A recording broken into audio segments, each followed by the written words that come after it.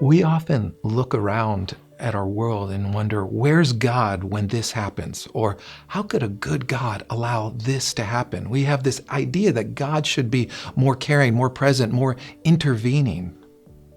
But what if all the things we feel about injustice and abuse and greed and scarcity, even wealth and accomplishment, are supposed to help us see what it is that God already sees?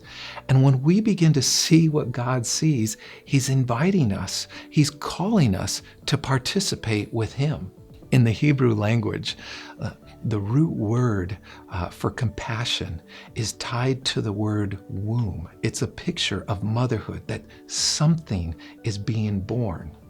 In other words, when I choose to act compassionately, when I choose to practice compassion, what I'm saying is I'm giving someone another chance. What I'm doing is, regardless of their circumstances or what's led to this point, I'm extending them a chance to begin again. When we practice compassion, it's not simply giving because we have so much. What we're doing is realizing that our needs are simply just different. In Ephesians 1:18, Paul prays this unique prayer.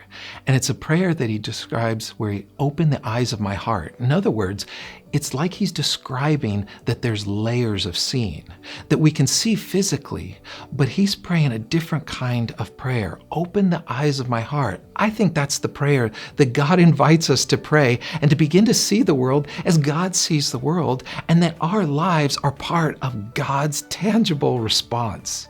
What God invites us to do when we practice compassion is resensitize our hearts so that our hearts break for what breaks the heart of God. There's no shortage of offense in this world. There's no shortage of abuse. But what if the things that offend God, the things that break God's heart, are then the things that begin to break our heart as well?